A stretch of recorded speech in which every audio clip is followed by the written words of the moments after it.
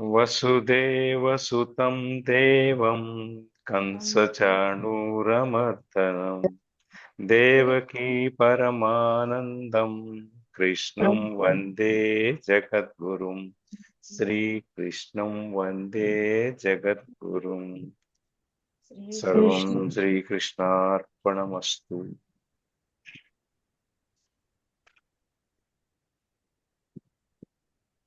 నిన్న మనం 6వ అధ్యాయం మొదలు పెట్టాం.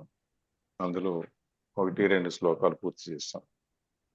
ఆ 2 శ్లోకాల్లో మనకి భగవాన్ ఏం చెప్తున్నారంటే, ఈ 4, 5, 6, 4, 5, 3, ఈ 3, 4, 5 అధ్యాయాల్లో చెప్పింది కర్మయోగం, జ్ఞానయోగం, కర్మ సన్యాస యోగం 2 చెప్తూ, ఈ ఆత్మ సంయమన యోగము అంటే ఆత్మని సంయమనం చేయటం అంటే ఒక సమాన స్థితికి తీసుకొచ్చి దర్శనం చేయటానికి మనకి ముఖ్యమైనది ముందు 2 స్థితులు. ఒకటి కర్మయోగము, రెండవది జ్ఞానయోగం. జ్ఞానయోగానికి దారి కర్మయోగం. మనం ఎప్పుడైతే నిష్కామ కర్మతో మనం ఏదైనా సాధించడానికి చేయటానికి మొదలు పెడతామో ఆ ఫలితాన్ని ఆశించకుండా మనం ఏదైం చేస్తామో వాళ్ళకి అది కర్మ యొక్క ఫలాన్ని ఆపేక్షించకూడదు కోరుకోకుండా ఉండేవాళ్ళు సన్యాసులు, యోగులు అని చెప్తే ఈ కర్మయోగంలో నుంచి మనకి నిష్కామ కర్మ అనే దాంట్లో ఫలితాన్ని ఆశించకుండా మనం పనిచేయటాన్ని ఇక్కడ చూపించారు. ఇందులో మనం చేయాల్సింది ఏంటంటే ఏ కర్మ అంటే ఆ కర్మ చేయకూడదు. మనకు ధర్మం నిర్దేశించినటువంటి ధర్మం చెప్పినటువంటి మన సకర్మల్ని అంటే సకర్మలు, అకర్మలు, నిషేధిత కర్మలు ఇవన్నీ ఉన్నాయి కదా, మనం అవన్నీ ఏం చేయకుండా మనం ధర్మం నిర్దేశించినటువంటిది సమాజానికి ఉపయోగపడేది మనకి అటువంటి ఏదైనా సరే మనం కర్మ చేయొచ్చు అనేది. ఆ కర్మలో మనం దాన్ని ఫలితాన్ని మనం ఆశించము, కర్మ చేస్తాము, అక్కడ పని చేసేస్తుంటాము, అయిపోతుంది, అక్కడ దాంతో వదిలేసి వచ్చేస్తాం. దానికి నిన్న మనం 2-3 ఉదాహరణలు కూడా చెప్పుకున్నాం. రామాయణంలో ఒక గురువు గారితో. ఈ రెండిట్లో మనకి నిష్కామ కర్మ అనేది ఆ నిష్కామ కర్మలో మనకి 2 వస్తాయి. ఇది ఈ చేయదగిన అధర్మ కార్యాలు, శాస్త్ర విరుద్ధ కార్యాలు, పాప కార్యాలు ఏమి చేయకూడదు. ధర్మ కార్యాలు చేయాలి.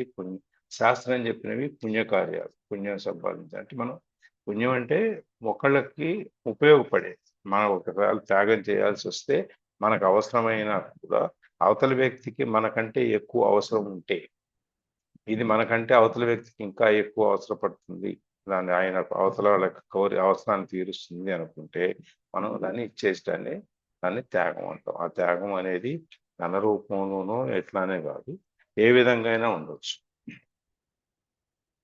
త్యాగం అనేది సహాయం చేయొచ్చు, లేకపోతే మనం ప్రేమ చూపించవచ్చు, అభిమానం చూపించవచ్చు, ఇంకోటి ఎవరికైనా అవసరం ఉంటే అవసరానికి మనం వెళ్ళి తోడ్పడవచ్చు, దాని సహాయం కూడా ఉంటే చేయగలిగితే చేయొచ్చు. అట్లా ఏ రకమైన సహాయం అయినా సరే మనం దాన్ని త్యాగం చేయగలుగుతాన్ని ఇక్కడ నిష్కామ కర్మ అంటాం. ఎందుకంటే త్యాగం చేసినప్పుడు మనం ఏమీ ఆశించకుండా ఉంటాం, దాన్ని మనం ఏ విధంగా చేయొచ్చు అని చెప్పేసి ఇక్కడ దీంట్లో చెప్తున్నారు. అట్లాగే రెండో శ్లోకంలో సన్యాసము, యోగము 2 ఒకటే.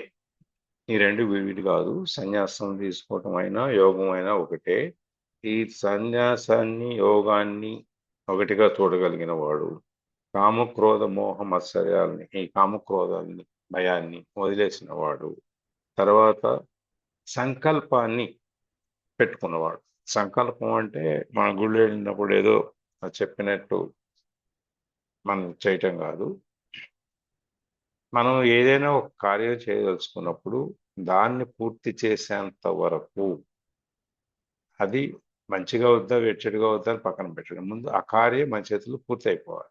అది చేసేంత వరకు మనం దీక్షతో, ఏకాగ్రతతో, తీవ్రతతో చేస్తాము, దాన్ని సంకల్పం అంటాం. అంటే మన సంకల్పం ఎంత బలంగా ఉంటే మన కోరిక, మన పని అంత త్వరగా నెరవేరుతుంది అంటాం మనం.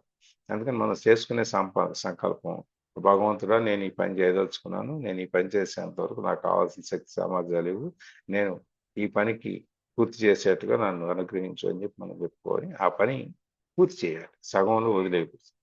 ఇప్పుడు అది చెప్తారు కదా, అసమర్థులు అసలు ఏ పని మొదలు పెట్టరు, ఉత్తములు, మధ్యములు, కింద తరగతి ఆ వాళ్ళు ఏ పని మొదలు పెట్టరు. ఎందుకంటే భయం వాళ్ళకి. మొదలు చేస్తామో లేమో చేయమో అని చెప్పి. కొంతమంది మొదలుపెట్టి సగం దాకా చేస్తారు. ఇంతకంటే మన వల్ల కాదులే, మనం వదిలేద్దామని చెప్పేసి. ఇంకొంతమంది ఆ కార్యక్రమాన్ని పూర్తి చేస్తారు. వాళ్ళు ఉత్తములు. వీటి మధ్య ఈ విధంగా మనం 3 రకాలైనటువంటి వ్యక్తిత్వాలు మనం చూస్తుంటాం. అందుకని ఉత్తములు అనేవాళ్ళు ఒకసారి మన పని మొదలుపెట్టిన తర్వాత అది పూర్తి చేసేంత వరకు వాళ్ళు నిద్రపోరు, కూర్చోరు. అది పూర్తి అవ్వాలి. అట్లాగే మద్యములు సగం దాకా తీసుకొచ్చేది లేస్తారు, ఇక నా వల్ల కాదు అని చెప్పారు. వీళ్ళెంతసేపు కూడా ఆ క్రాస్ రోడ్స్ లోనే ఉంటారు. ఇప్పుడు మనం 4 రోడ్లు ఉన్నాయనుకోండి, మనం ఏం చేస్తాం, కొంతమంది దారి తెలియకపోతే ముందు ఒక రోడ్లోకి వెళ్ళొస్తారు. వెళ్ళిన సగం దాకా వెళ్ళిన తర్వాత కొంచెం ఒక పావు గంట 20 నిమిషాలు 4 మైళ్ళు వెళ్ళిన తర్వాత ఈ రోడ్డు కాదేమో అని చెప్పి మళ్ళీ వెనక్కి వస్తాం. మళ్ళీ రెండో రోడ్లోకి వెళ్తాం. మళ్ళీ అదే పరిస్థితి. మళ్ళీ ఇటు 3వ రోడ్డు, 4వ రోడ్డు, ఇవన్నీ తిరిగి వచ్చి మళ్ళీ ఎక్కడ ఉంటాము, ఆ 4 రోడ్ల జంక్షన్ ఎక్కడైతే ఉందో అక్కడే ఉంటాం. అది ఏ రోడ్డు అయినా సరే అసలు ముందు ఎక్కడికి వెళ్తూ చూద్దాం ఆ చివరి దాకా అని చెప్పి మనం వెళ్ళాం. దాన్నే మనం సంకల్పం లేకపోవడం, లేకపోతే మద్యం మొత్తం. ఈ 4 రోడ్లు నాకేమీ తెలియదు, ఈ జంక్షన్ లో ఎందుకు వచ్చిందిలే, ఎవరన్నా వస్తే చూద్దాం, లేకపోతే ఇక్కడే కూర్చుందాం అని చెప్పి ఆ 4 రోడ్ల మధ్యలో కూలబడిపోయేవాడు అధమత్వంలో ఉంటాడు. ఇలా కాదు, ఏదైనా సరే 4 రోడ్లు సాధించాలనుకునేవాడు ఆ రోడ్డు చివరి వరకు వెళ్ళి ప్రయత్నం చేసి వచ్చేవాళ్ళు ఉత్తమ కింద వస్తాం. ఆ విధంగా మనకి ఈ యోగులు అనేవాళ్ళు సంకల్పరహితం కాని, సంకల్పం గట్టిగా చేసుకున్న వాళ్ళు, వీళ్ళు నా ముగ్గురు ఎవరైతే ఉన్నారో వాళ్ళు యోగులు అని చెప్పి మనం తెలుసుకున్నాం. దాన్ని సన్యాసం అని కూడా చెప్తాం. సన్యాసం అంటే కూడా మనం నేను చూసాం, కేవలం వేషధారణ వలన వాళ్ళు సన్యాసులు ఎవరు. సన్యాసులు కావాలి అంటే ఏ పనైనా సరే ఫలాపేక్ష లేకుండా, నాకు దీని యొక్క వచ్చే ఫలితం నాకు కావాలని ఆశించకుండా, తర్వాత అగ్నిహోత్రం చేసుకుంటూ ఇట్లా ఈ మంచి లక్షణాలు ఉండేవాడిని మనం సన్యాసులు అంటాం. కర్మలని త్యజించిన వాడిని సన్యాసులు అంటాం. ఇది మన ఈ భక్తి యోగం, నిష్కామ కర్మ యోగం, ఈ శ్లోకంలో రెండింటి గురించి, జ్ఞానయోగం గురించి మనకి రెండు ఒకటే అని చెప్పి చెప్తున్నారు. జ్ఞానయోగి కానీ, కర్మయోగి కానీ, లేకపోతే భక్తి యోగి కానీ, జ్ఞానయోగి కానీ వీళ్ళే సన్యాసులు అవుతారు అని చెప్పేసి అని చెప్తున్నారు. ఇక్కడ సంకల్పాన్ని గట్టిగా పట్టుకోవాలి, సంకల్పాన్ని మనం గట్టిగా నెరవేర్చాలి. నెరవేర్చే వాళ్ళకే ఉత్తములు. సన్యాసం, యోగము రెండు ఒకటే అని చెప్పి మనకి చెప్తున్నారు. మనం ఇప్పుడు మనిషి అనేవాడు, ఈ జీవుడు ఎప్పుడు యోగి అవుతాడు అంటే ఇందులోనే ఈ దేహం, మన బాహ్య దృశ్యము, రూపాలు, దేహాలు ఇవన్నిటిని గమనించకుండా వదిలేసి, వీటిని అన్ని సంకల్పాలని వదిలేసి చేసినప్పుడు వాళ్ళు యోగిలు అవుతారు. ఇవన్నీ వదిలేసినాం. అందుకని సాధకుడు అనేవాడికి మొదట్లోనే మనం చెప్పారు, సాధన అనేది, కర్మ అనేది ఆవశ్యకము, కర్మతో పాటు సాధన అనేది కూడా ఆవశ్యకము అని చెప్పేసి మనం చూసాం. ఇవాళ 3వ శ్లోకం చదవండి. 3వ శ్లోకం. आरुरुक्षोर्मनिर्योगं कर्म कारणमुच्यते योगारूढस्य तस्यैव शमः कारणमुच्यते. దీంట్లో అర్థం చూద్దాం ముందు. యోగమును, జ్ఞానయోగము లేక జ్ఞానయోగం ఏదైనా అరురుషోహు అంటే ఎక్కదలిచిన, మునేహి మననశీలునకు, కర్మము, కారణం సాధనమని, ఉచ్యతే చెప్పబడుచున్నది.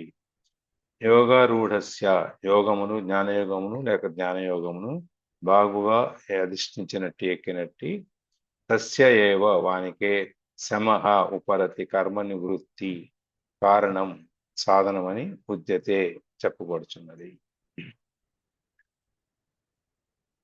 తాత్పర్యంలో యోగమును అంటే బ్రహ్మజ్ఞానము, ధ్యానయోగమును ఎక్కదలించిన వాళ్ళు, పొందగలిగిన వాళ్ళు, మునికి అంటే మననశీలునికి ఎప్పుడు దాన్నే స్మరిస్తూ ఉండే వాళ్ళకి కర్మ అనేది సాధనం.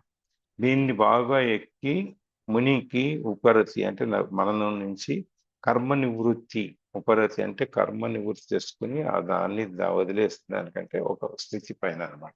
దానికి సాధనం అని చెప్పి చెప్తున్నారు. ఉపరతికి సాధనం. ఉపరతి అంటే మనం ఆత్మజ్ఞానాన్ని పొందటానికి ఇది సాధనాలు ఏంటి అంటే యోగం, జ్ఞానయోగం కానీ ధ్యానయోగం కానీ చేయాలి, తర్వాత దాన్ని మన స్మరణ. మనం అనుకున్నాం కదా నవవిధ భక్తుల్లో మనకి ఈ యుగంలో ఈ తరంలో మనకి చేతనైంది నామస్మరణ. దీంట్లో మన యజ్ఞయాగాలు చేయలేకపోయినా ఇంకా మిగిలిన ఇది దేవుడికి రోజు మనం అభిషేకాలు పెద్ద పెద్ద పూజలు అవన్నీ చేయలేకపోయినా నివేదనలు పెట్టలేకపోయినా అన్నీ ఏం చేయలేకపోయినా కూడా స్వామి మనకి ఏం చెప్పారు? ఫలం పుష్పం తోయం. ఫలం పువ్వు పండు ఆకు.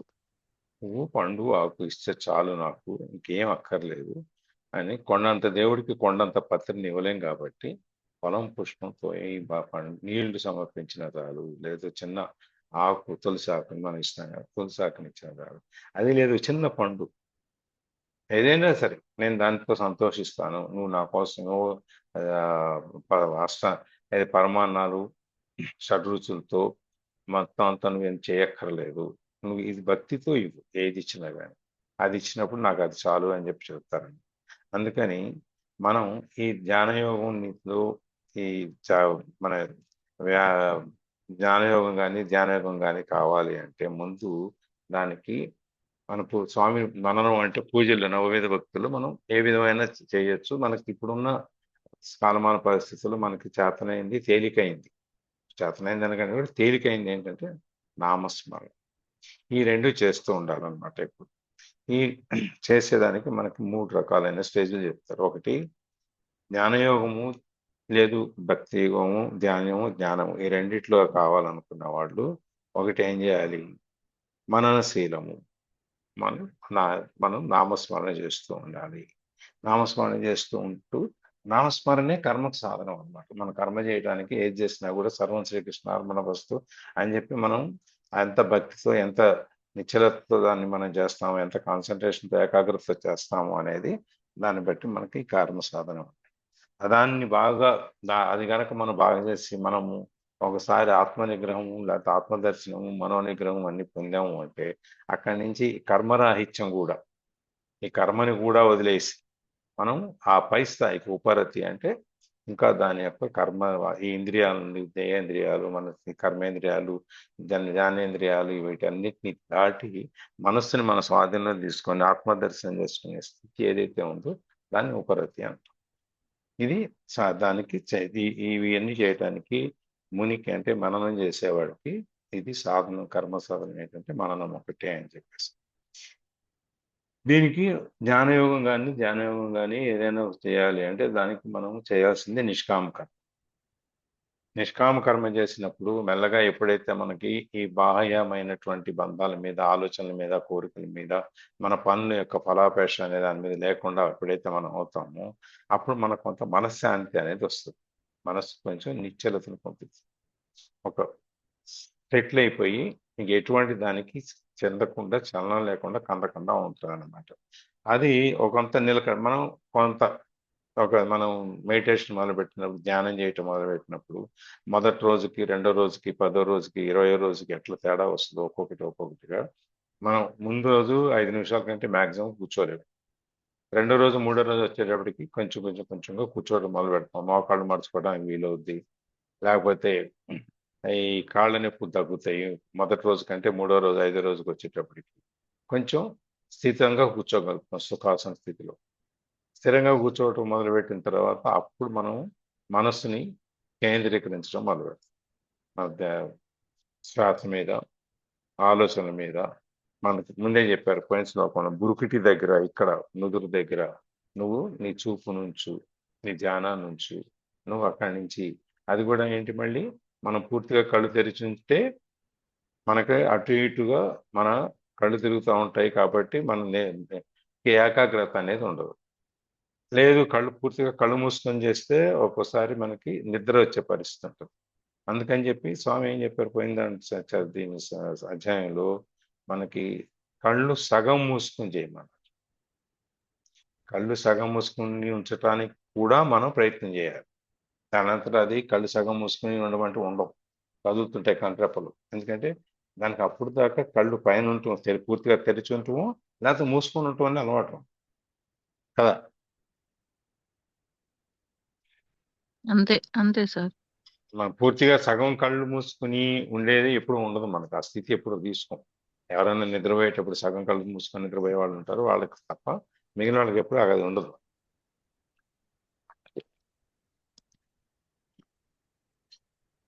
అందుకని ఆ స్వామి మనకి యోగా చేసేటప్పుడు, ధ్యానం చేసేటప్పుడు ఏ విధంగా ఉండాలి అని, ఆ విధంగా మనం ఒక స్థితి, నిలకడైన స్థితికి, నిశ్చలమైన స్థితికి మనం చేరుకోగలిగినప్పుడు మనం దాన్ని ఇంకా గట్టిపరచుకోవటానికి, అమ్మయ్య ఇవాళ ఒక 2 మెట్లు ఎక్కాము, 3 మెట్లు ఎక్కాము, లేకపోతే ఒక చెట్టు ఎక్కుతున్నాము.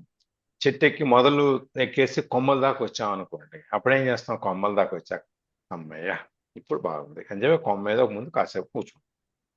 ఇంకా ఆ తర్వాత నుంచి మనకి ఆ చిటారు కొమ్మను ఎక్కడో ఉన్న పండుని సాధించాలంటే, ఫలాన్ని సాధించాలి, మనం మన లక్ష్యాన్ని సాధించాలి, మోక్షాన్ని సాధించాలి అంటే మనం మెల్లమెల్లగా ఒక్కొక్క కొమ్మ దాన్ని చూసుకుని పడకుండా ఉండేటట్లు గట్టిగా ఉండే కొమ్మలు చూసుకుని దాని మీద నుంచి ఒక్కొక్క కొమ్మ మనం పైకి ఎక్కుతూ వెళ్తాం కదా. అంతేనా? సరాసరి ఎక్కేస్తాం పైకి. అంతే సార్, అంతే సార్. ఒక్కొక్క కొమ్మ చూసుకుని ఆ, మనం జాగ్రత్తగా కాలు పట్టుకుని పెట్టుకోవడానికి సపోర్ట్ చూసుకొని ఒక కొమ్మ దిగిన తర్వాత ఇంకో కొమ్మ మీద కాలు వేసుకుంటా ఎక్కుతారు చెట్టు. ఎక్కువ పైకి ఎక్కి మెల్లగా ఆ పండు ఎక్కడైతే ఉందో, దేనికోసం అయితే ఎక్కామో దాన్ని పొందే ప్రయత్నం చేస్తాం. ఇక్కడ కూడా మనం శాంతి, ఈ ఉపరతి లేకపోతే మనం మోక్షం సాధించాలి, కర్మ నివృత్తి అంటే కర్మను వదిలేయాలి అంటే కూడా మనము ఈ విధంగా ఒక్కొక్క అడుగు, ఒక్కొక్క స్టెప్, ఒక్కొక్క కొమ్మని ఎక్కుకుంటూ మనం వెళ్ళాలన్నమాట. ఆ విధంగా మనం ఎట్లయితే ఈ ధ్యానం మీద మనకి నిలకడ అనేది వస్తుందో, ఒక అరగంట మనం కదలకుండా కూర్చుని, మన ఎటువంటి డిస్టర్బెన్స్ లేకుండా, మనం ఎవరు కదిలించకుండా మనం ఎప్పుడైతే నిలకడగా కూర్చోగలుగుతామో అప్పుడు కొంచెం కొంచెంగా మనకి ఈ కర్మల్ని అన్నింటినీ వదిలేస్తాయి. ఈ కర్మల్ని మనకి వాటి మీద ఇక మనకేమీ అప్పుడు చేస్తాం. గృహస్థాశ్రమంలో ఉంటూనే కూడా చేయొచ్చు అని చెప్పారు కాబట్టి గృహస్థాశ్రమంలో ఉంటూ ఈ కర్మల గురించి మన ఫలితాన్ని తీసుకోకుండా మన కర్మల్ని వదిలేస్తాను. వదిలేసి తర్వాత ఇక్కడ కర్మానుష్ఠానం, ఇక మెల్లమెల్లగా అనుష్ఠానం కూడా తగ్గిపోతుంది. ఎందుకంటే ఒకసారి నిలకడ వచ్చేసింది. ఒకసారి మనం మన పని పుస్తకంలో కూడా చూసాం, బుక్ పవర్ ఆఫ్ నోలు. ఒకసారి మనము ఆత్మ దర్శనము అనే స్థితికి మనం చేరగలిగితే మళ్ళీ బయటకు వచ్చినా కూడా మళ్ళీ ఆ స్థితిని పొందటం మనకి ఈజీ. మన కారు నడుపుతున్నాం, ఒకసారి 80 కిలోమీటర్ మనకు భయం కొత్తలో, మెల్లమెల్లగా ఒక 80 కిలోమీటర్స్, 90 కిలోమీటర్స్, 100 కిలోమీటర్లకి మనం ఆ స్థాయికి వచ్చేటప్పటికి ఒకసారి వెళ్ళి మళ్ళీ ఎందుకు వచ్చింది లేని మళ్ళీ కిందకు వస్తుంది. ఒకసారి ఆ స్టేజ్కి వెళ్ళిన తర్వాత రెండోసారి మూడోసారి వెళ్ళటం పెద్ద విషయం కాదు. తర్వాత మెల్లమెల్లగా అలవాటు అవుద్ది. అప్పుడు 100 కిలోమీటర్ల స్పీడ్లో మనం కారు నడపాలన్నా కూడా పెద్ద మన భయం ఉండదు. అందుకని ఒకసారి మనం ఆ స్థితిని పొందిన తర్వాత ఇక అనుష్ఠానాలు వీటన్నిటికీ మనకి పెద్ద అవసరం ఉండదు. మన కళ్ళు మూసుకుని మెడిటేషన్, ధ్యానం చేసేటప్పుడు మన మనసు నిలకడగా ఉండి శ్వాసను గమనించగలుగుతూ, మన మనసులో ఎటువంటి ఆలోచనలు, మెదడులో ఎటువంటి ఆలోచనలు రాకుండా ఉండి మనకు కావాల్సిన ఆలోచనలు మాత్రమే మనం తీసుకొచ్చుకునే స్టేజ్ మనకు వచ్చినప్పుడు మనకి ఇక కర్మలు చేయటం, లేకపోతే కర్మలు అంటే ఏంటి? మన సుకర్మలు, మంచి కర్మ, ఈ మంచి కర్మలు చేయటం, మిగిలిన ఏం చేయము. ఎలాగో ఆ నిషేధిత కర్మలు అనేవి ఉన్నాయో అవి చేయము. ఈ చేసే కర్మలు ఏవి మంచి కర్మలు అయితే ఉన్నాయో అవి కూడా మనం చేయక్క. ఎందుకంటే నీకు ఆల్రెడీ ఆత్మదర్శనము అనేది అయిపోతుంది. ఆత్మదర్శనం నువ్వు తెలుసుకుంటున్నావు, నీ మనసును నువ్వు నిశ్చలంగా పెట్టుకున్నావు, నీ మనసు నువ్వు లోపలికి చూసుకున్నావు, నీ మనసు నుంచి స్థితి వచ్చి అక్కడి నుంచి నీ చిత్తశుద్ధి చేసుకుని నీ నిర్మలంగా ఉంది, నీ ఆలోచన, నీ మనసు నిర్మలంగా ఉంది. ఇవన్నీ వచ్చిన తర్వాత ఇక మనం సత్కర్మలు చేయాలి, ఎక్కడ చేయాలి, ఎలా చేయాలి అని ఎత్తుక్కోవాల్సిన అవసరం లేదు. అవి ఆటోమేటిక్గా మన దారిలో వస్తుంటాయి, చేసుకుంటూ వెళ్ళిపోతాం. అంతవరకే కానీ మనకి మిగిలిన వాటి గురించి ఇక అనుష్ఠానం అంటారా, ఈ పొద్దునే లేచి ఇవన్నీ చేసుకోవాలి నేను అనేది కూడా లేదు. మీరు ఎక్కడంటే ఎక్కడ, ఎప్పుడంటే ఎప్పుడు, ఎలా కూర్చున్నా అలా కూర్చున్నా కూడా మన మనసుని మనం కేంద్రీకరించగలుగుతాం, ధ్యానంలోకి వెళ్ళిపోగలుగుతాం. ఆ స్థితికి వచ్చి రావాలన్నమాట. ఆ స్థితి వచ్చినప్పుడు ఇక మిగిలిన అన్ని కూడా మనకి వెళ్ళిపోతాయి. మన దగ్గర నుంచి కర్మలన్నీ వెళ్ళిపోతాయి, మనసు నిర్మలం అవుతుంది, మనకి మనసుకు శాంతి, ఇవన్నీ మనకు వస్తాయి అన్నమాట. అందుకని దీంట్లో ఈ శ్లోకంలో మనకి కర్మ యోగాన్ని, ధ్యానయోగం కానీ మనం పొందాలి అనుకునేవాడు ముందు ఈ కర్మని సాధనంగా పెట్టుకొని అక్కడి నుంచి ఒక్కొక్క అంచెలు పైకెక్కుతూ మనం ముందుకెళ్ళాలి అని చెప్పేసి. ఈ సాధకుడు అనేవాడిని మనకి నిష్కామ కర్మ వల్ల మన మనస్సు శుద్ధి అవుతుంది, చిత్తశుద్ధి అనేది మనకు జరుగుతుంది. దాన్ని వదిలిపోయి ఆ కర్మానుష్ఠానం అని వెళ్ళిపోయినప్పుడు, కర్మ నివృత్తి వెళ్ళిపోయినప్పుడు మనకు శాంతి అవన్నీ వస్తే మనం చెప్తాం జ్ఞానారూఢ స్థితి. ఇది 3 స్టేజ్లు మనకు చెబుతారు. ఒకటి ఇందులో శ్లోకంలో మొదట్లోనే అరురుక్షోహు అని చెప్పారు. అరురుక్షోహు అంటే మనం మొదలు పెట్టడం కార్యాన్ని. ఈ మనం ఈ బస్సు ఎక్కాలి అనుకోవటం, లేకపోతే ఈ మెట్లు ఎక్కాలి అనుకోవటం, లేకపోతే చెట్టు ఎక్కాలని మనం అనుకున్నట్టు దాన్ని మొదలెట్టడం అనమాట అరురుక్షోహు అంటే. తర్వాత జ్ఞానారూఢుడు అంటే ఈ రెండో స్టెప్, మనం పై దాకా చేరి మళ్ళీ మెల్లమెల్లగా ఒక్కొక్క స్టెప్ ఎత్తుక్కుంటూ ఒక్కొక్క కొమ్మని ఎత్తుక్కుంటూ ముందుకెళ్ళటం. ఈ మూడో స్టెప్ వచ్చి దాన్ని ఆ ఫలితాన్ని మనం పొందటం. ఈ రకంగా మనకు 3 రకాల స్టెప్పులు మనకు చెప్తారు అన్నమాట. జ్ఞానారూఢ స్థితి, రూఢ స్థితి అని చెప్పేసి మనకు 3 అంటే చెప్తారు. గమ్యస్థానాన్ని చేరటం సార్. చేరటం అది అరురుచు, అది యోగారూఢము, తర్వాత యోగారూఢుడు. ప్రయత్నం చేయటం, ప్రయత్నం నుంచి మనం ఆ స్థాయికి చేరటం. ఈ 3 రకాలైనటువంటి స్థాయిల్లో మనకి చెబుతారు అన్నమాట. ఇది మనము ఈ శాంతి, శ్రవణము, మననము, నిధి, ధ్యాస అవన్నీ అంతరంగ ప్రయత్నాలు. ఎప్పుడైతే ఇవన్నీ మనకి లోపలికి వెళ్ళిపోతాం, లోపలికి వెళ్ళి మననం అనేది మనకి తలుచుకోకుండానే, మనం అనుకోకుండా అయ్యో మర్చిపోయాం, ఏదో ఆలోచనలోకి వెళ్ళిపోయాం, మళ్ళీ శ్రీరామ అనుకోవాలి అని చెప్పి మళ్ళీ అనాల్సిన అవసరం ఉండదు. మీరు ఏ పని చేస్తున్నా కూడా మన చేతులు, కళ్ళు ఎక్కడున్నా కూడా మన మనస్సు, back of the mind, sub conscious mind Rama Rama Rama Rama Rama Rama Rama తిరుగుతూనే ఉంటుంది. మనం ప్రత్యేకంగా ఇంకా దాన్ని మనం స్మరణ చేయాలి, మననం చేయాలి అని చెప్పి మనం గుర్తు తెచ్చుకొని చేయాల్సిన అవసరం లేదు.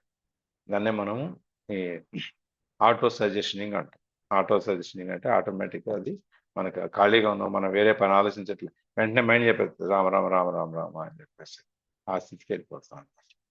అందుకని ఆధ్యాత్మిక రంగంలో ప్రారంభంలో ఉన్నవాళ్ళు ముందు పుణ్యకర్మలు చేయాలి, నిష్కామ కర్మలు చేయాలి.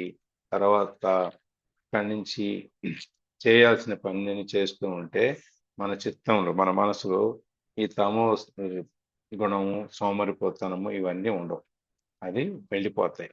వెళ్ళిపోయిన తర్వాత ఇది ఎట్లా అంటే మనకి ఒంటి మీద ఏదైనా కురుపులు వేసింది అనుకోండి, కాలు మీద, చేతి మీద ఎక్కడన్నా, అది మాడిపోతుంది కదా. మాడిపోయిన తర్వాత ఆ పై పెచ్చు మాడిపోతుంది. మాడిపోయి అది బ్రౌనిష్గా అయిపోయి తర్వాత మెల్లగా ముడతలు పడిపోయి ఊడిపోతుంది. అవునా? అవును సార్, అవును.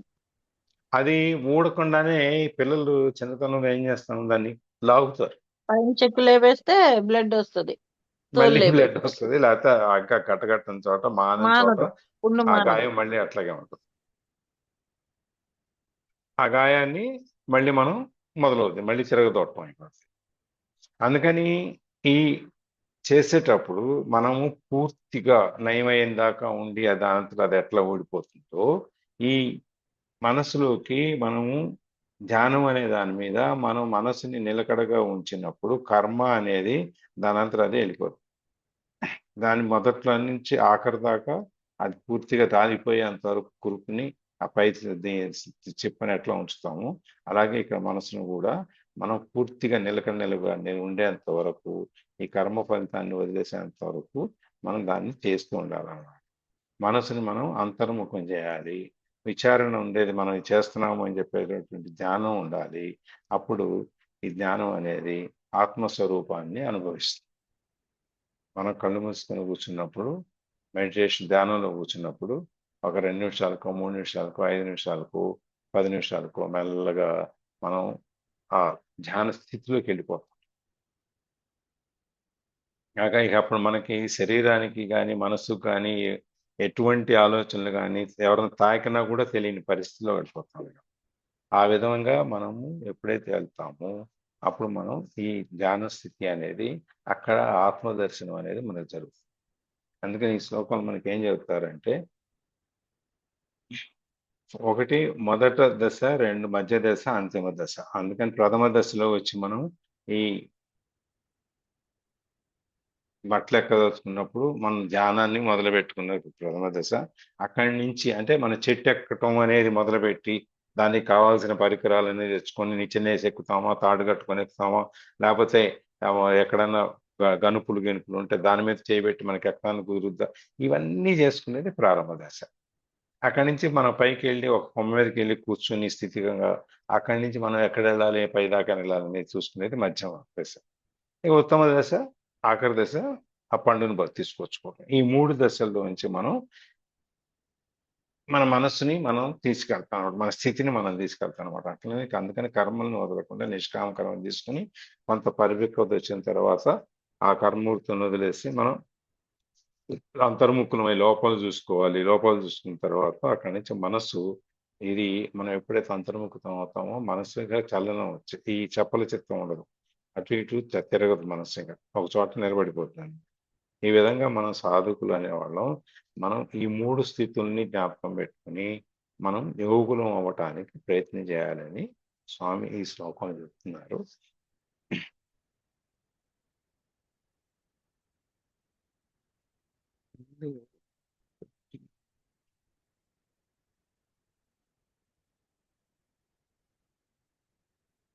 దీంట్లో నెక్స్ట్ శ్లోకం వచ్చిన షట్కర్మలు అని చెప్పి ఒకటి వస్తుంది. సమము అనేది ఈ శ్లోకం చూసిన తప్ప మళ్ళీ చెప్తాను. చెప్పండి 4వ శ్లోకం. యదా హీనేంద్రియార్థేషు న కర్మస్వనుసజ్జతే సర్వసంకల్ప సన్యాసి యోగారూఢస్థోచ్యతే. యదా హి ఎప్పుడైతే ఇంద్రియార్థేషు శబ్దాది విషయములందు నానుషజ్ఞతే ఆసక్తి నుంచడో, కర్మసు కర్మల యందును నా అనుసజ్ఞతే ఆసక్తి కాడో తగులుకొనడో, సర్వ సంకల్ప సన్యాసి భవతి సమస్త సంకల్పలను విడిచిపెట్టును, తదా అప్పుడు యోగారూఢుడని ముచ్యతే చెప్పబడుచున్నాడు. ఎప్పుడైతే శబ్దాది విషయాలందు కర్మలందు ఆసక్తి ఉండదో, సమస్త సంకల్పాలను విడిచిపెట్టును, అప్పుడు మనుషులు యోగారూఢుడు అంటే 2వ స్టేజ్, మధ్యమైన స్టేజ్కి మనం వచ్చినట్టు అని చెప్తున్నారు అన్నమాట ఈ శ్లోకం. మనం 3 స్థితులు చెప్పుకున్నాం. ఒకటి మనం ఈ చెట్టు ఎక్కడానికి లేకపోతే మనం పని చేయడానికి కావాల్సిన సరంజామాంతా తెచ్చుకోవటం, రెండోది దాన్ని వాడటం మొదలు పెట్టడం, మూడోది పూర్తిగా కంప్లీట్ అంతిమ దశ పూర్తి చేయటం. ఈ 3 దశలు అంటే ఇప్పుడు మనం ఒక ఇండస్ట్రీ ఉందనుకోండి, కారు అసెంబ్లింగ్ కారు ఉందనుకోండి, కారు తయారు చేయాలంటే ఎన్నెన్ని చోట్ల స్పేర్ పార్ట్స్ అన్ని తయారు చేసిన తర్వాత అవన్నీ ఒక చోటకి వచ్చిన తర్వాత అసెంబ్లింగ్ డివిజన్కి వచ్చి అసెంబ్లింగ్ డివిజన్లో ఇవన్నీ చేర్చి ఒక ఆకారం తయారు చేసి బయటికి పంపిస్తారు. అప్పుడు మనకు పూర్తి అంతిమ దశ అంటే కారు 4 చక్రాల మీద నడిపే స్థితికి బయటకు వచ్చింది. ఎప్పుడు వస్తుందో దాన్ని అంతిమ స్థితి అంటున్నారు. ఆ స్థితికి రాగలగాలి. అది మనకి ఇక్కడ చెబుతున్నారు. అది ఈ ఎప్పుడైతే వీటన్నిటి మీద ఉన్నప్పుడు వాళ్ళు యోగారూఢులు అవుతారు. అందుకని దాంట్లో యథా తదా అని చెప్పేటప్పుడు 2 పదాలను ఉపయోగించారు. ఆ 2 పదాలు ఏం చెబుతున్నారంటే పైన చెప్పిన లక్షణాలు, ఇప్పుడు 3 లక్షణాలు ఏవైతే ఉన్నాయో అరుఋషువు, యోగారూఢుడు అనేవి ఈ 3 లక్షణాలు ఇక్కడ ఏంటి, శబ్దాది విషయములందు మనం మన దృష్టి ఉంచకూడదు. శబ్దాలు ఇవన్నీ బయట అంటే బాహ్యమైన విషయాల మీద మన దృష్టి ఉంచకూడదు ఒకటి. రెండవది కర్మల యందు ఆసక్తి ఉండకూడదు. మనం చేసే కర్మలు ఏదైతే ఉన్నాయో దాని మీద ఆపేక్ష ఉండకూడదు, దాని గురించి మనం ఆలోచించకూడదు. మూడవది సమస్త సంకల్పాలని విడిచిపెట్టేయాలి. మన సంకల్పం చెప్పేటప్పుడు దాని మనకి అన్ని కుటుంబం అంత బాధ ఇవన్నీ సంకల్పాలు మనం చెప్పుకుంటాం. ఈ అన్ని బంగారం పెరగాలి, ఆస్తులు పెరగాలి, రకరకాల ఇవన్నీ మనం సంకల్పం చెప్పుకుంటాం. ఆ సంకల్పాలన్నీ మనం వదిలేయాలి. మనకేమీ అక్కర్లేదు ఈ సంకల్పాలు అని చెప్పేసి అని మనం ఆ సంకల్పాలన్నీ వదిలేసినప్పుడు ఈ 3 స్థితులు కనుక మనం దాటితే మనం ఈ మధ్యమ స్థితికి మనం వస్తాము. ఒక్కొక్క స్థితిని మనం ఎలా చేరాలి అని చెప్తున్నారు. మధ్యమ స్థితి ఏదైతే ఉందో యోగారూఢుడు అంటే మనం సాధించడానికి కూర్చున్న వాళ్ళం. అది యోగారూఢత్వం అంటే మన యోగాన్ని ఈ పనిని సాధించడానికి అని. అది అంతకుముందు ఈ 3 లక్షణములు కాని ముందు ఇంద్రియ మన ఇంద్రియాలు స్పర్శ, దృష్టి, ఈ స్పర్శ ఇవన్నీ శబ్దము వీటి మీద ఆసక్తి ఉండకూడదు, కర్మలందు ఆసక్తి ఉండకూడదు, సంకల్పాలన్నీ వదిలేసాడు. ఇట్లా చేసిన వాడు యోగారూఢుడు అని. పరిపూర్ణ ధ్యాననిష్ఠుడు. ఇవన్నీ యోగానిష్ఠుడు అంటే ఎవరు? యోగారూఢుడు అంటే మనం ఆ మార్గంలో మనసుని మధ్యమ స్థితికి చేరగలుగుతున్న వాళ్ళు ఎవరు?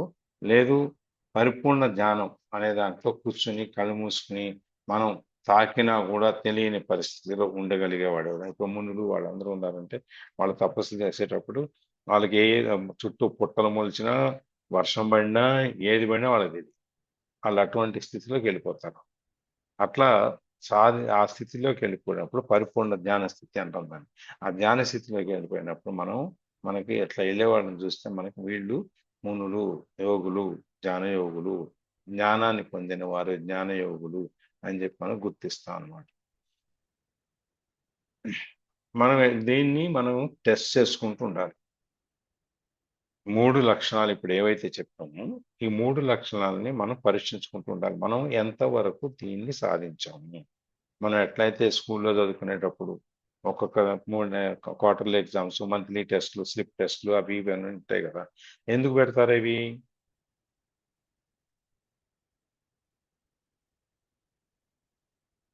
పిల్లలకి స్కూల్లో మనం కూడా చదువుకున్నాం కదా, మనకు కూడా స్కూల్లో పరీక్షలు ఉండేవి కదా.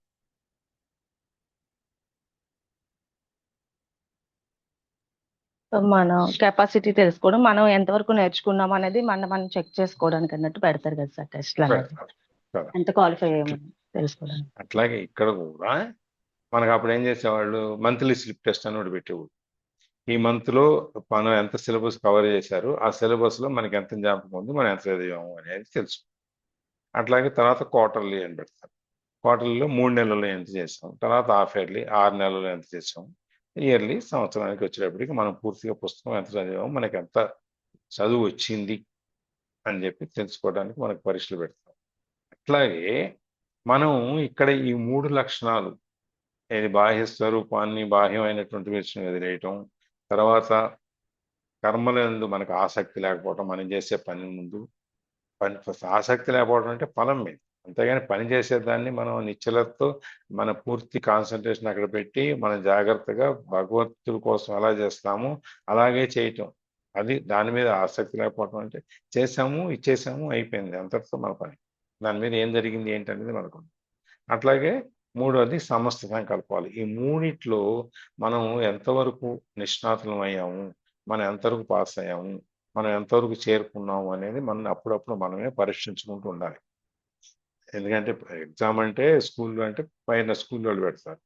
ఇక్కడ ఎవరు? మనమే స్కూల్, అన్ని మనమే టీచరు, మనమే స్కూలు, మనమే విద్యార్థి, అన్ని మనమే. కాబట్టి ఇవన్నీ మనమే పరీక్ష పెట్టుకోవాలి. ఈ మూడిట్లో మనం ఎంతవరకు చేరాము, మనం ఎంతవరకు చేయగలిగాము.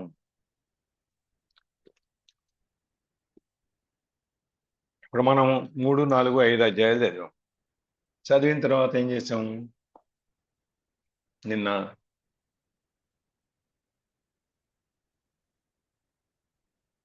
ఏం చేసాం?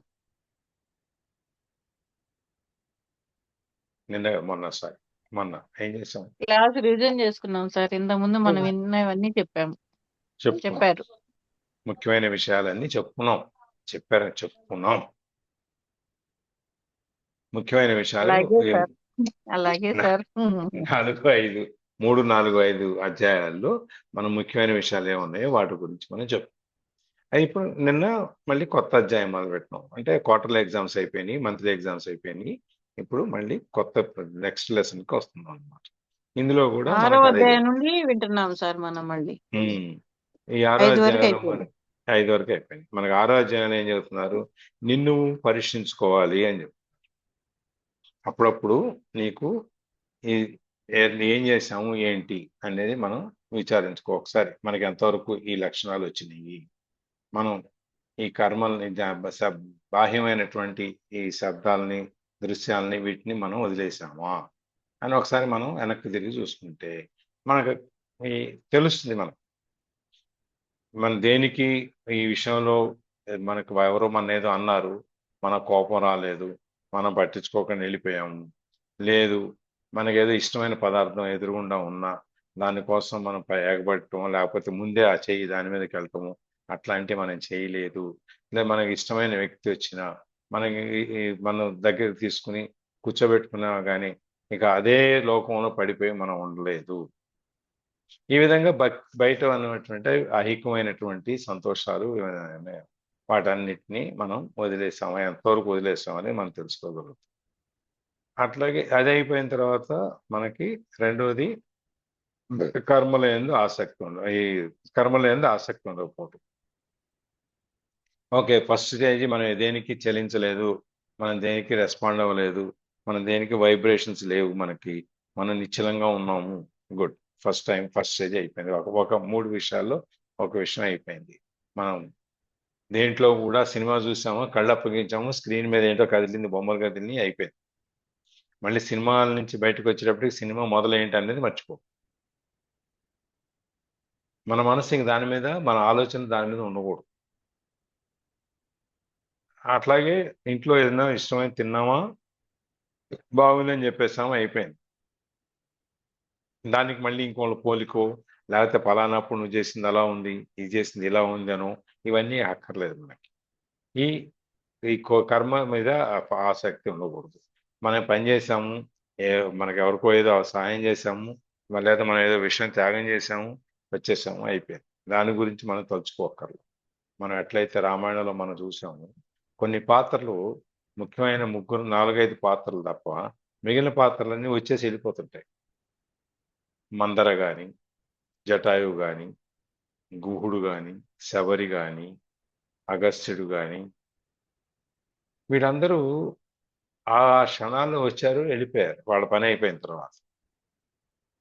మళ్ళీ నువ్వు అదే మన ఆదిత్య హృదయం చెప్పిన తర్వాత రాముడు వారు చదివారా లేదా, చదివిన తర్వాత దాని ఫలితం వచ్చిందా లేదా అని చెప్పి అగస్త్యుడు పక్కన కూర్చొని చూడలే.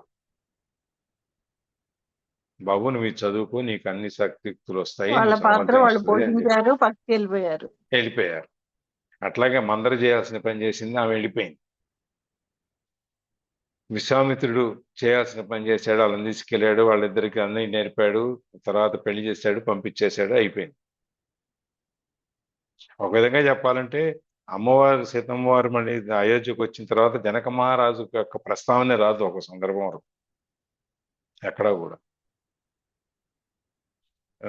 లంకా దహనం చేసినప్పుడు తర్వాత అక్కడ ఈవిడ ఉంటది కదా, పేరేంటి, రాక్షసి సీతాదేవికి, అమ్మ అన్ని మంచి జరుగుతాయని చెప్తుంది కదా, పేరేంటి,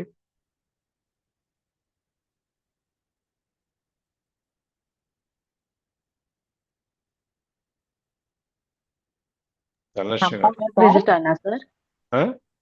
చంపాక సార్, ఎవరెవరు? చంపాక. సంపాతగా. లలిత ఎవరి పేరు చెప్పారు? ఇక్కడ రావణాసుని దగ్గర సార్, త్రిజటానా? త్రిజట. త్రిజట. Okay sir.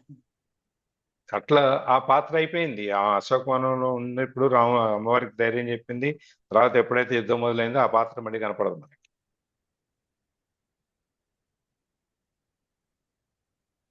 ఆ విధంగా మనము కర్మల యందు ఆసక్తి ఉంచకుండా, మనం చెప్పాము ఏమైందో, విశ్వామిత్రుడు వచ్చి రామరావణ యుద్ధం జరిగేటప్పుడు నేను ఇచ్చిన ఆయుధాలన్నీ పనిచేస్తున్నాయని మనం చూడలే. ఆయన ఆ అరణ్యవాసానికి వచ్చేటప్పటికి ఎవరెవరి పాత్రలు వాళ్ళు చేశారు, వాళ్ళు వెళ్ళిపోయారు. అట్లా మనం కూడా ఈ కర్మల్ని మనము మన పాత్ర అయిపోయిన వెంటనే ఇక దాంట్లోంచి బయటకు వచ్చేయాలి. మనం ఇంక అక్కడే ఉండకూడదు. అందుకని కర్మల యందు ఆసక్తి ఉండకపోవడం. తర్వాత సమస్త సంకల్పాలు, మనం అన్నీ ఏదైతే కోరిక సంకల్పించుకుంటామో, ఇది చేయాలి, అది చేయాలి, ఆ స్థితికి వెళ్ళాలి, ఈ స్థితికి వెళ్ళాలి, ఇన్ని కోట్లు కావాలి, ఇన్ని తరాలకు ఉండాలి, నేను ఇంత చదువుకోవాలి, నా పిల్లలు ఇవన్నీ రకరకాలైనటువంటి ఆలోచనలే సంకల్పాలు. మనం ఇది చేయాలి అనుకున్నది ఏదైతే ఉందో, ఆ ఆలోచన ఏదైతే ఉందో అదే సంకల్పం. అన్నిటినీ మనం ఇక ఆలోచనలు, తలంపులు ఏమి రావు. మనం అన్ని సంకల్పాలని మనం వదిలేస్తాం. ఈ 3 స్థితులు ఎప్పుడైతే మనం చేసుకున్నామో, మనం రెండో దశ, మధ్య దశ, మొదటి దశ ఏర్పాటు చేసుకున్నాం. అరుషహోవాలు. రెండో దశ యోగారూఢులు. మళ్ళీ ఇవన్నీ సిద్ధం చేసుకున్నాం, మనం వదిలేసాము ఇవన్నీ అనేది రెండో దశలోకి వచ్చాం అనమాట. ఈ విధంగా మనకి స్వామి ఈ మూడు రకాలైనటువంటి ఈ దశను చెప్తారు. ఈ దశను చెప్పి తర్వాత దీంట్లో మనకి ఒక సంపత్తులు అని చెప్పి ఒకటి వస్తుంది.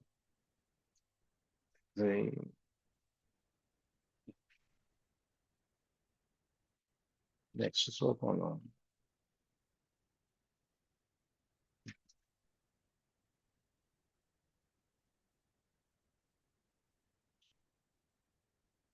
ఒకటి ఇక్కడ ఉపరతుల్లోనే వస్తుంది.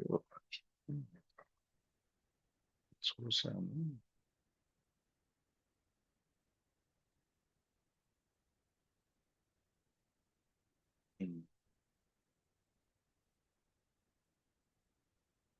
ఉపరతి అనే దానికి మనకి మూడు రకాలు చెప్తారు. ఏంటంటే భౌతికమైన కోరికలు, ఇంద్రియ సుఖాల నుంచి మనసును మరలించి వైరాగ్యాన్ని లేదా ఉపసంహరించుకోవటాన్ని, నిలిపేయడాన్ని, అలవాటు చేసుకోవటాన్ని మనం ఉపరతి అంటాం అన్నమాట. ఇది వేదాంతంలో ఈ మానసిక శిక్షణ అని చెప్పేది, మనసుని మనం తయారు చేసుకోవటం, శిక్షణ పొందటం అన్నమాట. దాన్ని చెబుతూ దీంట్లో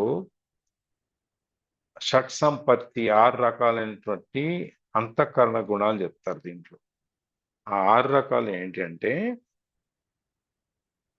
ముఖ్యమైనది, అందులో ఇంద్రియ నిగ్రహము, వైరాగ్యం అనేది 2 ముఖ్యమైనవి. ఈ 6 అంతఃకరణాలు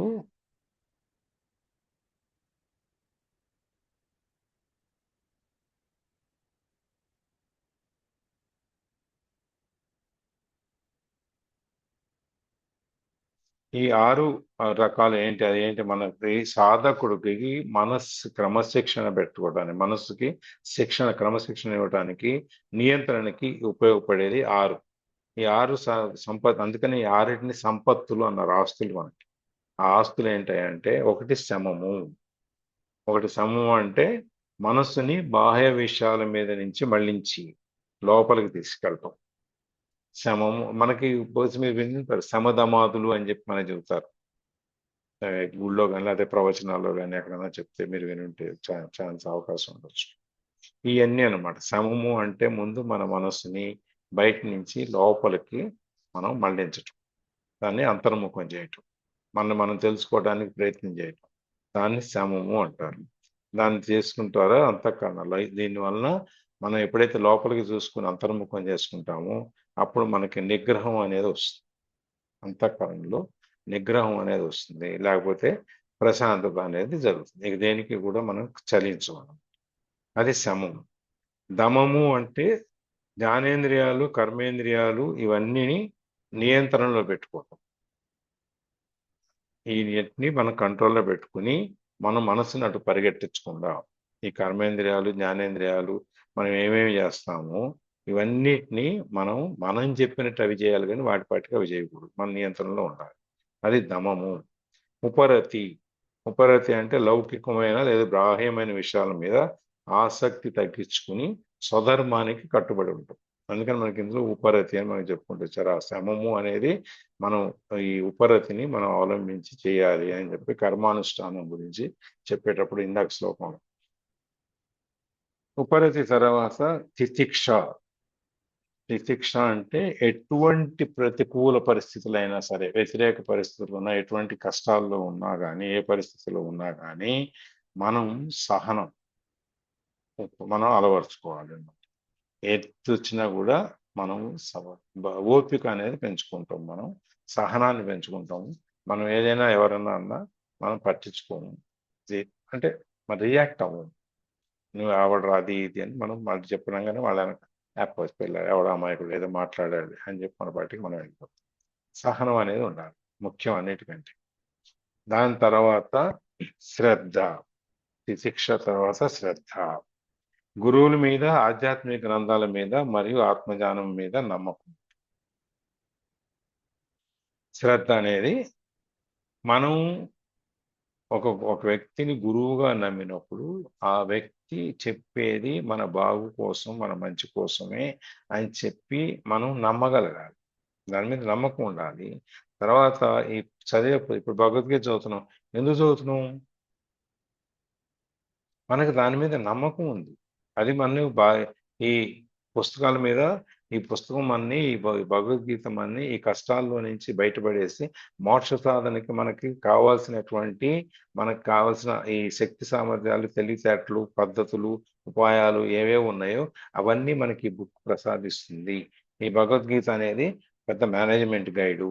ఇవన్నీ మనకి మన జీవితంలో నిత్యము మనం ఎదుర్కొనే సమస్యలకి భగవద్గీతలో ప్రతి దాంట్లో ఒక సొల్యూషన్ ఉంటుంది, ఒక మార్గం ఉంటుంది, ఒక సమాధానం ఉంటుంది అని చెప్పి మనకు ఒక నమ్మకం. అట్లాగే గురువు గారు మనకు మంచి దారి చూపిస్తాడు అనేది ఒక నమ్మకం. ఇది నిత్యం సత్యం అనే దాని మీద, నిజం అంటే ఆత్మజ్ఞానం మీద మనం పొందటం, దాని మీద ఒక నమ్మకం. ఇది ఈ మూడు వీటి మీద నమ్మకం ఉండాలన్నమాట. తర్వాత సమాధి స్థితి. మనస్సుని పరమాత్మ లేక నిర్దేశిత లక్ష్యము, మన మనస్సుని ఒక చోట నిలబెట్టడం. అది నువ్వు దేవుడి పాదాల దగ్గర పెడతావా, లేకపోతే ఎదురుగుండా ఒక చుక్కను పెట్టుకొని ఆ చుక్క మీద నువ్వు నీ మనసుని పెడతావా, లేకపోతే నువ్వు కళ్ళు మూసుకొని బుక్కిటి మీద నీ లక్ష్యాన్ని నుంచి, నీ మనసు నుంచి, నీ ఆలోచనల నుంచి నువ్వు మెల్లగా బయటకు వచ్చి నువ్వు దానిలో ఏకమైపోతావా? సమాధి స్థితి అంటే సమాధి స్థితిలో ఇక మనకి ఇంకేమీ తెలియదు. ఆ స్థితికి నువ్వు వెళ్తావా?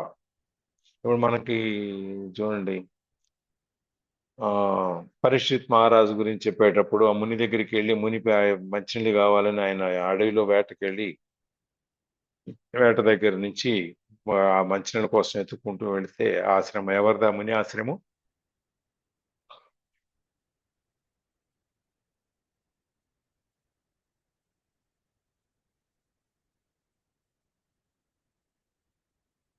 ఎవరు?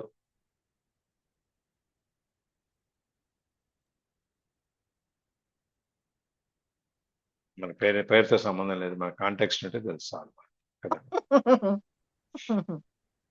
చెప్పండి సార్, మీరు చెప్పండి. నాకు మీ గుర్తులేదు, డిక్షనరీ నుండి చెప్పండి సార్. నాకు గుర్తులేదు, అందుకే అడిగింది. సార్ ఏ మహర్షి సార్? ఆ? ఏ మహర్షి? అదే నేను అడిగేది పేరు. ఎక్కడ సుకన్య చూడలేదా మ్యాటర్? ఎవరి పేరు?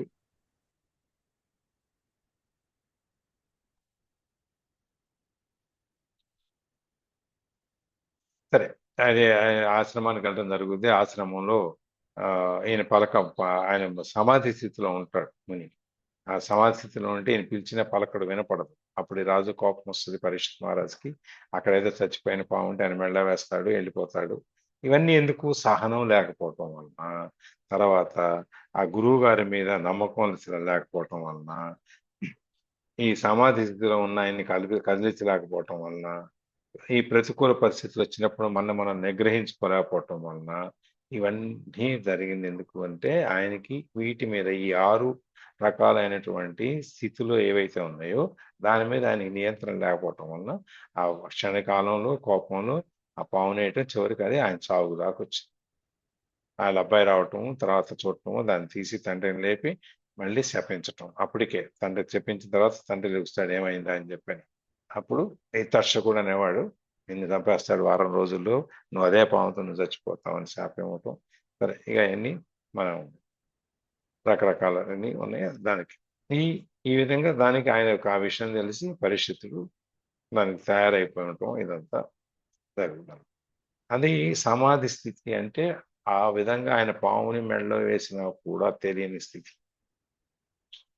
మనం ఎక్కడ కూర్చున్నా మనము తెలియకుండానే, ఇప్పుడు చూడండి, మనం అక్కడ కూర్చొని మాట్లాడుతుంటారు ఎవరు, మన పార్టిసిపేషన్ దాంట్లో భాగస్వామ్యం లేకపోతే, మనం పెద్దగా మాట్లాడాల్సింది లేకపోతే మెల్లగా ఒక చిన్న కునికేసేస్తాం, తూకొస్తుంది. అవునా? అవును సార్, రెస్ట్ మోడ్ లోకి వెళ్ళిపోతాం. అదే అడుగుతారు మనం మాట్లాడాలి, చెప్పాలి అని అనుకుంటే అలర్ట్ గా ఉంటాం. మనకు అదే వాళ్ళేదో మాట్లాడుకుంటున్నారు అనుకుంటూ మెల్లగా ఒక రౌండ్ వేసేస్తాం. మనకేంటంటే చెవులు వినపడుతున్నట్టుగా మనకు ఒక ఫీలింగ్ ఉంటుంది, మనం వింటున్నాం, కానీ ఏం వినం. అది అది సమాధి స్థితిలాగా ఆల్మోస్ట్ మనకేం తెలియదు, ఇక పక్కనే జరుగుతుంది. ఆ విధంగా వెళ్ళిపోతాం అనమాట. అట్లా ఈ 6 రకాలైనటువంటి ఈ స్థితులు ఉంటాయి. దీన్ని ఈ ఇందులో మళ్ళీ ఈ సాధనా చతుష్టయం అనేది ఒకటి చెప్తారు. సాధనా చతుష్టయం అంటే 4 రకాలైనటువంటి సాధన.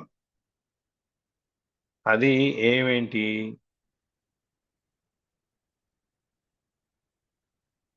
వివేకం అంటే శాశ్వతమైన దానిని మరియు అశాశ్వతమైన దాన్ని వేరు చేయగలిగినటువంటి తెలివితేటలు. వివేకం అంటే అదే కదా, మనకి కావలసిన దాన్ని అక్కర్లేని దాన్ని మనం ఎడగొట్టి చూడటం. ఇప్పుడు హంస అనేది పాలు నీళ్లు తాగితే పాలు తాగేసి నీళ్లు వదిలేస్తాం. అట్లాగే మనం కూడా వివేకం అనేదాన్ని మనం చూపించుకోవాలి. మనం ఏది మనకు అవసరము, ఏది అక్కర్లేదు అని చెప్పి. ఈ ప్రపంచము, శరీరము, మనస్సు, సుఖాలు ఇవన్నీ పోయింది తాత్కాలికం కాబట్టి మనకు అది అవసరం లేదని దాన్ని వదిలేసి మనం బ్రహ్మమే నిత్యము అని చెప్పి బ్రహ్మాన్ని పొందటానికి మనం ఏం చేయాలనేది వివేచనం అన్నమాట. వివేకం ద్వారా తెలుసుకోవటం అదొకటి. రెండోది వైరాగ్యం. వైరాగ్యం అంటే ఇక అన్ని వదిలేయటం. భోగభాగ్యాలు అన్ని మనకి ఏవేవైతే ఉన్నాయో అవన్నీ వదిలేసి మనం కూర్చోవటం. అది సుఖ దుఃఖాలకు దూరంగా ఉండటం. ఇవన్నీ ఏంటంటే ప్రపంచాన్ని మనం ధనం, గౌరవం, కుటుంబం వీటి పట్ల అతీతమైన ఆసక్తి ఉండకూడదు. లోపలికి దృష్టి మళ్లించాలి. అది వైరాగ్యం. వైరాగ్యం అంటే మనం ఇక దేన్ని పట్టించుకోము. సంసారంలో ఉంటాము, గృహస్థాశ్రమంలో ఉంటాము, అందరితో కలిసి తిరుగుతుంటాము, అన్నీ చేస్తుంటాం, కానీ ఏది కూడా మన మనసు కాదు. దేని కూడా మనం డీప్గా లోపలికి వెళ్ళి దాని గురించి ఆలోచించు.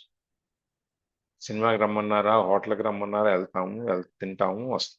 ఇందులో ఏమి రుచి ఉంది, లేకపోతే ఇంకా ఏమి వెరైటీలు ఉన్నాయి, ఇందులో కొత్తది ఏదన్నా ఉందా, దీంట్లో ఇటాలియనా, మెక్సికనా, కొరియానా, ఇవన్నీ మనకు అవసరం. మనకి హోటల్కి వెళ్ళామో, భోజనం చేయడానికి వెళ్ళామో, భోజనం చేసాం, వచ్చాం, అయిపోయింది. ఇవన్నీ వైరాగ్య స్థితిలో ఉన్నప్పుడు మనకి తెలుస్తాయి, చేయటనమాట. అది ఒక స్థితి. దాంట్లో నుంచి ఈ షట్ సంపత్తి అనేది మనం ఇప్పుడు చూస్తుంది 6 రకాలైనటువంటిది ఒకటి. ఇంకోటి ముముక్షత్వము, మోక్షాన్ని కోరుకోవాలి అనేటువంటి తీవ్రమైన కోరిక ఉండాలి. ఈ 4 రకాలు అనేది సాధనలు.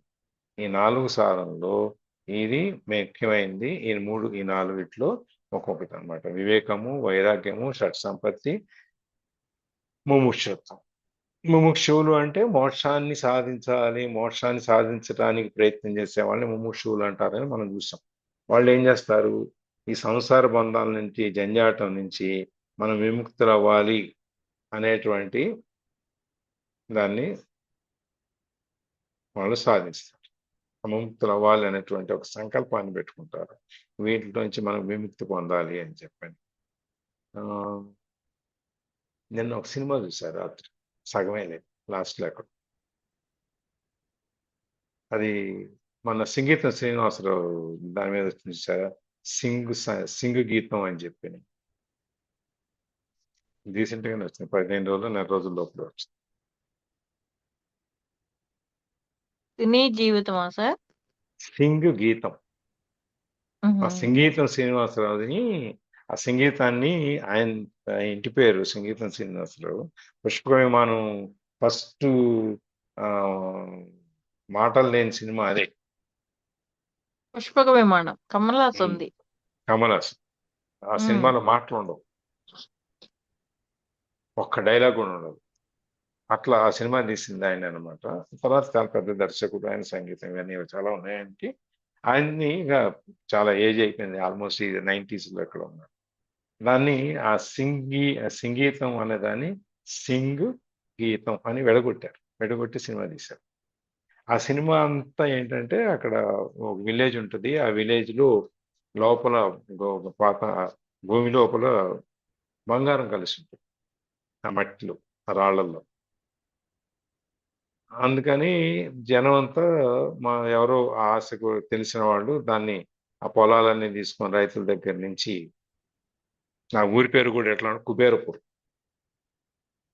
అందరూ మామూలుగానే ఉంటారు, ఎవరు అంత కుబేర్లు ఎవరు ఉండరు. ఎవరో ఒక్కళ్ళు మాత్రం ఇంటికి ఊరికి ఒకళ్ళైనా మనకి ఈ మోతుబర్లు ఉంటారు కాబట్టి ఒకళ్ళు ఉంటారు. వాళ్ళు ఈ బంగారం అంతా ఎలాగైనా తీసేసుకోవాలని చెప్పని ఆ బంగారం స్వాధీనం చేసుకోవడానికి అక్కడ ఉన్న పొలాలు ఉన్న వాళ్ళందరినీ తీసుకుని ఆ పొలాల కాగితాలన్నీ తీసుకుంటారు. తీసుకున్నాక తవ్వటం మొదలు పెడతారు. మీకు బంగారం ఇస్తాను, అది 3 తరాలు 4 తరాలు సరిపడా ఇవన్నీ ఆశలు పెడతారు వాళ్ళందరికీ, ఆ ఊర్లో వాళ్ళకి. వాళ్ళందరినీ తవ్వటానికి వీటన్నిటికీ మొదలు పెడతారు. చివరికి వచ్చేటప్పటికి ఏమవుతుందంటే గుహల్లోకి వెళ్తారు.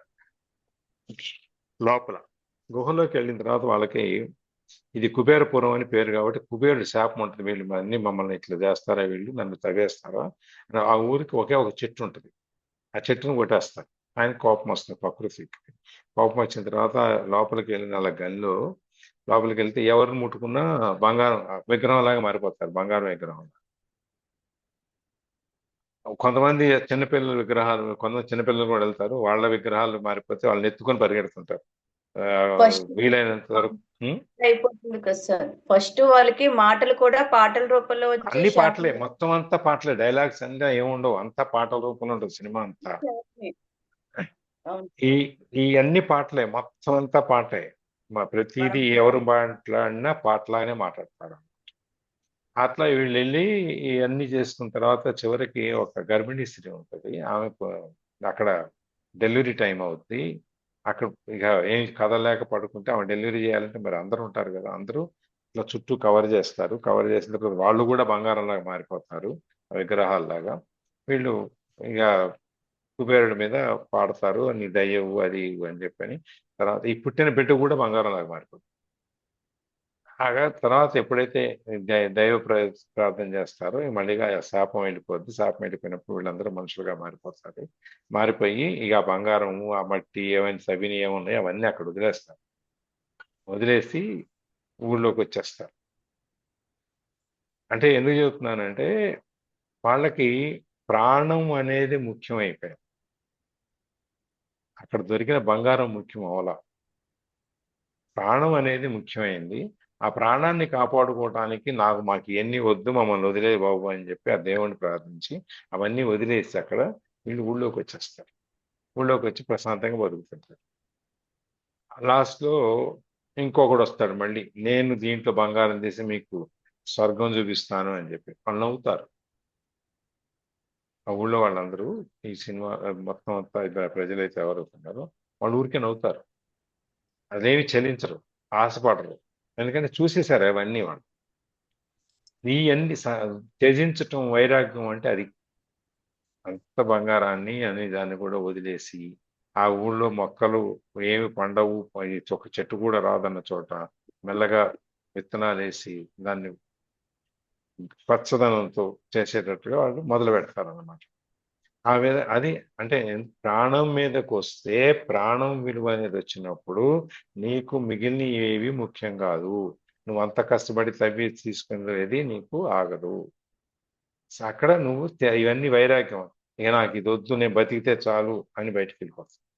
తర్వాత దాంట్లో బతకగలగా ఇదేమని వచ్చినా నేను ఈ స్థితిలో నుంచి నేను మారను అని చెప్పేసి. అట్లా ఆ సినిమాలో అది లాస్ట్లో చూశాను. వాడు ప్రాణం కోసం పోరాడినప్పుడు, ప్రాణం దక్కితే చాలు అనుకున్నప్పుడు ఇవన్నీ ఏవి మనకి రావు. అందుకని వైరాగ్యం అనేది ఆ స్థితిని మనం పొందగలగాలి. అది మనకి ఈ 4 రకాలైనటువంటి సాధనలు, ఈ 4 సాధనల నుంచి మనకి మళ్ళీ ఈ షట్ సంపత్తులు, ఉపరతి, శమము ఇవన్నీ కూడా మనకు అక్కడ వస్తాయి. ఇది మనం కొంచెం తెలుసుకోవటానికి, అంటే చెప్పాలంటే ఇందులో అవసరం ఏమి ఉండకపోయి ఉండొచ్చు. మన మామూలుగా ఇంద్రియాలని మనసుని జయించేసేసి మనం ధ్యానంలో కూర్చొని అక్కడి నుంచి పైకి వెళ్తాం అనేది మనకు చెప్పచ్చు. సందర్భంలో ఏంటంటే ఇవన్నీ కొంచెం తెలుసుకుంటే ఇట్లాంటివి ఉన్నాయి అని చెప్పని మనం ఎక్కడైనా కూర్చున్నా కూడా కాస్త దీని గురించి మనకి ఒక ఐడియా ఉంటుంది. ఎవరైనా కొత్తగా చెప్పినా కూడా ఓహో ఆహా అని చెప్పి మనం ఇది అవ్వకుండా జాగ్రత్తగా అర్థం చేసుకోగలుగుతాం.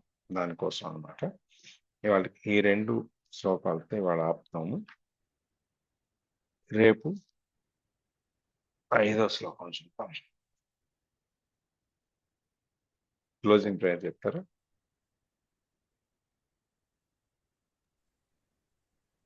యోగేశం సచ్ అదే కదా సార్.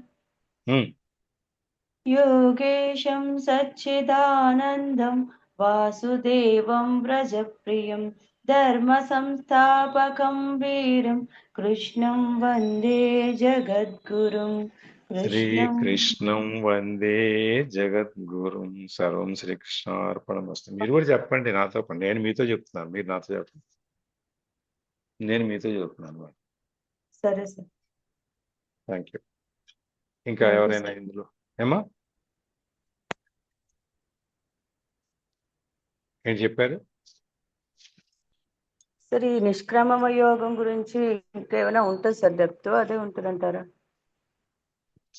నిష్కామ కర్మలో ఇప్పుడు మనకు 4 అధ్యాయాల నుంచి అదే చెబుతున్నారు. ఏది చెప్పినా కానీ నువ్వు ఏ పని చేసినా సరే దాని గురించి నువ్వు ఇంకేం ఫలితాన్ని ఆశించవద్దు అనేది. ఇప్పుడు హర్షిత్ని మనం బాగా చూసుకుంటాం, బాగా చదివించాము, మన డ్యూటీ అది.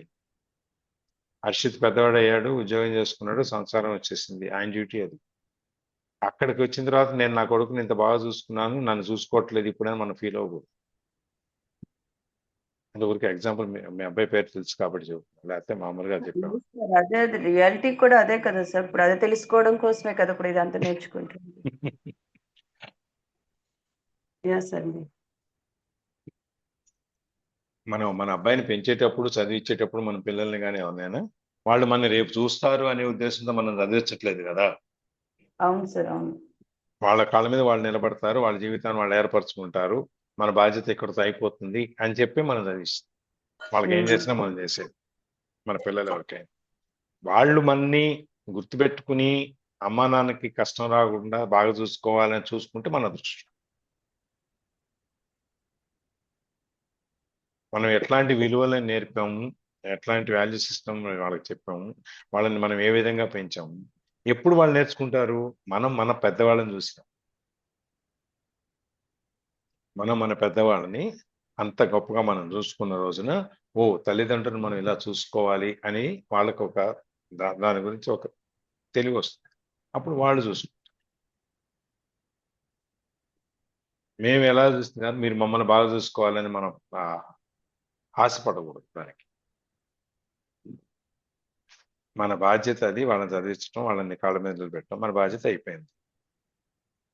కర్మ, మన కర్మ అక్కడితో అయిపోయింది. మళ్ళీ కర్మని వెనక్కి లాగకూడదు. అది నిష్కామ కర్మ. అంటే మన ఇంట్లో మనం చేసే పని కూడా, మనం అన్నం వండాము, టేబుల్ మీద పెట్టాము, వాళ్ళు వచ్చారు, భోజనం చేశారు, లేకపోతే మనం వడ్డించాము చేస్తాం. మనం ఏం ఆశిస్తాం? కూర ఎట్లుంది, ఏంటో బాగుందని చెప్పట్లేదు ఎవరు. కూర బాగుందని చెప్పొచ్చు కదా. అది ఫలాన్ని ఆశించడం.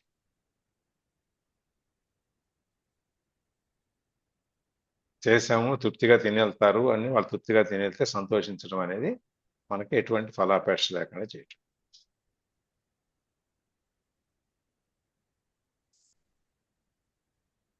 నిష్కామ కర్మ అంటే అది. మీరు ఏమీ ఆశించినప్పుడు మీ దేని మీదను అప్పుడు మీకు ఎటువంటి కోపతాపాలకు కూడా అవకాశం ఉంటుంది. ఎప్పుడైనా ఏదైనా ఆశిస్తేనే అది మనం పొందలేకపోయినప్పుడే మనకి ఈ ఆశ, నిరాశావాదం, లేకపోతే నీరసాలు, తర్వాత కోపాలు, తర్వాత తాపాలు ఇవన్నీ వస్తాయి. కోరికే లేకపోతే కోపం ఎందుకు వస్తుంది?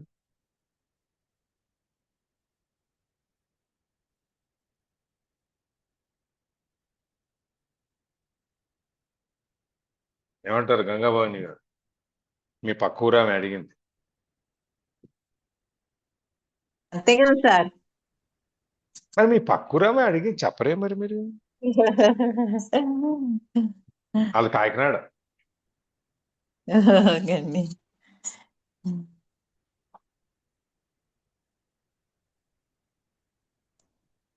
అది ప్యాట్రన్. ఇంకేమైనా ఉందా? రికార్డింగ్ ఆపాను.